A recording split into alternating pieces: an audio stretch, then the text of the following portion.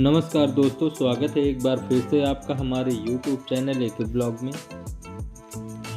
तो चलिए दोस्तों, आज हम लोग पहुंच चुके हैं संगम नगरी प्रयागराज में और आपको लेकर चलेंगे प्रयागराज में स्थित सबसे बड़े पार्क में, जिसको चंद्रशेखर आज़ाद पार्क के नाम से जानते हैं।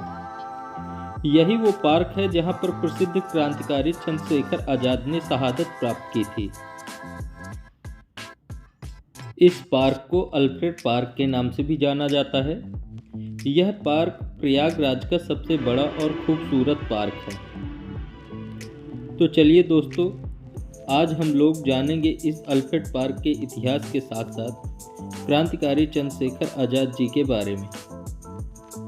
दोस्तों, जब भी इस पार्क की बात की जाती है तो वीर क्रांतिकारी चंद्रशेखर आज़ाद जी की शहादत मन को झकझोर जाती है। सत सत नमन ऐसे क्रांतिकारी को।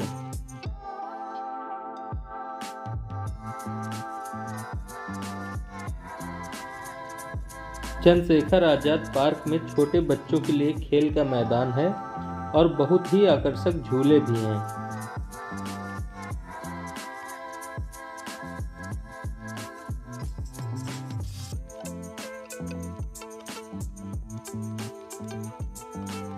इस पार्क में स्टूडेंट के लिए लाइब्रेरी की व्यवस्था की गई है, जहां पर बच्चे अपनी इच्छा अनुसार किताबों का अध्ययन करके ज्ञान प्राप्त कर सकते हैं। चंद्रशेखर आज़ाद पार्क में बड़े बच्चों के लिए भी एक प्लेग्राउंड बना हुआ है, जहां पर बच्चे अपने खेल का अभ्यास कर सकते हैं। चंद्रशेखर आज़ाद पार्क में बनी हुई यह एक नक्षत्र वाटिका है, जिसमें अनेकों प्रकार के पौधों को लगाया गया है। उनमें से कुछ पौधों के नाम आप यहाँ पर देख सकते हैं। तो आइए दोस्तों, जानते हैं अब इस पार्क के इतिहास के बारे में। अल्फ्रेड पार्क, जिसे अब भारत के प्रसिद्ध क्रांतिकारी चंद्रशेखर आज़ाद के नाम पर चंद्रशेखर आज़ाद पार्क का नाम दिया गया है। यह पार्क 133 एकड़ में फैला हुआ है। अल्फ्रेड पार्क भारतीय इतिहास की कई घटनाओं का गवाह रहा है। यही वो पार्क है जहां पर महान क्रांतिकारी चंद्रशेखर आज़ाद ने अपने देश के लिए अपने प्राणों की आहुति दी थी। इस पार्क में आपको सबसे पुरानी जीवंत गॉथिक शैली में बनी हुई लाइब्रेरी भी देखने के लिए मिलेगी, जहां पर ब्रिटिश युग के संसदीय कागजात आज भी रखे हुए हैं। अल्फ्रेड पार्क का निर्माण राजकुमार अल्फ्रेड ड्यूक ऑफ एडिनबरा के इलाहाबाद आगमन को यादगार बनाने के लिए किया गया था। पार्क के अंदर राजा जॉर्ज पंचम और महारानी विक्टोरिया की विशाल प्रतिमा भी लगाई गई थी। इस पार्क में सफेद रंग की मार्बल की छतरी बनी हुई है, जो महारानी विक्टोरिया को समर्पित है। पार्क में अष्टकोणीय बैंड है, जहां अंग्रेज सेनाओं का बैंड बजवाते थे। इसी बैंड स्टैंड के पास इटालियन संगमरमर के बने स्मारक में महारानी विक्टोरिया की भव्य मूर्ति थी, जिसे 1957 में हटा दिया गया। अल्फ्रेड पार्क के अंदर एक संग्रहालय भी है। इस संग्रहालय को पंडित जवाहरलाल नेहरू ने 1948 में अपनी काफी वस्तुएं भेंट की थी। यही वो पार्क है जिसमें चंद्रशेखर आज़ाद काकोरी कांड के बाद 27 फरवरी 1921 को इसी पार्क में अपने मित्र सुखदेव राय से बातचीत कर रहे थे। तभी मुखबिर की सूचना के आधार पर सीआईडी का एसएसपी नाट बाबर जीप से यहां पर आ पहुंचे। उसके पीछे भारी संख्या में कर्नलगंज थाने से पुलिस भी आ पहुंची। तभी चंद्रशेखर आज़ाद ने अपने सभी साथियों को यहां से भाग जाने के लिए बोले और उधर से गोलीबारी शुरू हो गई और यह काफी देर तक चलता रहा। जब आज़ाद के पास एक गोली बची तो उन्होंने अपने आप को आजीवन आज़ाद रहने की कसम को निभाते हुए आखिरी गोली स्वयं को मार ली और वह शहीद हो गया। यह घटना हमेशा के लिए भारतीय इतिहास में दर्ज हो गई।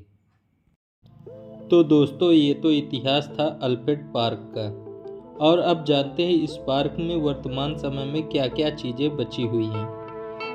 और यह पार्क कहाँ पर स्थित है और इस पार्क की कितनी एंट्री टिकट है। इस पार्क को सुबह 6 बजे ओपन कर दिया जाता है और यह रात 10 बजे तक सभी लोगों के लिए खुला रहता है। इस पार्क की एंट्री टिकट भी कुछ खास महंगी नहीं है। यहाँ पर आने के लिए आपको सिर्फ 5 रुपये की टिकट लेना पड़ता है, जो कि आज के समय में बिल्कुल कॉस्टली नहीं है। इस पार्क में बहुत सारे गमले रखे हुए हैं, जिन पर प्रत्येक गमले का क्रमांक भी पड़ा हुआ है। क्रमांक डालने से कभी भी कोई गमला टूट जाएगा तो बहुत आसानी से पता चल जाएगा कि कौन सा गमला किस नंबर का टूटा है और उसमें कौन सा पौधा लगा था। यह देखकर मुझे बहुत अच्छा लगा। तो आइए दोस्तों, जानते हैं यह पार्क प्रयागराज में कहाँ पर स्थित है। यह अल्फ्रेड पार्क प्रयागराज जंक्शन से लगभग 4.5 किलोमीटर की दूरी पर है। यह पार्क सिविल लाइन और इलाहाबाद विश्वविद्यालय से घिरा हुआ है। इसके मुख्य लैंडमार्क चंद्रशेखर आज़ाद पार्क व विक्टोरिया मेमोरियल है। तो चलिए दोस्तों, जिस विक्टोरिया छतरी की बात हम अल्फ्रेड पार्क के इतिहास में बताए थे, यही वो महारानी विक्टोरिया की छतरी है। आप इसे देखें, यह कैसे बनी हुई है और कितनी सुंदर बनी हुई है। सबसे बड़ा पार्क होने के कारण यहाँ पर भारी संख्या में लोग आते हैं। यह पार्क सभी छोटे बड़े बच्चों से लेकर अन्य सभी लोगों के लिए बहुत ही आकर्षक पार्क है। इस पार्क में लगभग 5000 लोग प्रतिदिन आते हैं। यह चंद्रशेखर आज़ाद पार्क पूरे वर्ष खुला रहता है। आप यहाँ पर कभी भी आ सकते हैं और इस पार्क की खूबसूरती का आनंद ले सकते हैं। वैसे तो यह पार्क अपने इतिहास के साथ साथ अपनी सुंदरता के लिए भी जाना जाता है। आप इस पार्क में आकर कभी निराश नहीं होंगे। यह पार्क आपको अपनी सुंदरता से आकर्षित करता रहेगा। ये जो आप देख रहे हैं, ये सिंथेटिक ट्रैक है। यह पार्क सिंथेटिक पार्क होने की वजह से यहाँ पर आपको जॉगिंग करने में कोई भी प्रॉब्लम नहीं होगी। चंद्रशेखर आज़ाद पार्क में अभी बहुत सी चीज़ों का निर्माण कार्य चल रहा है।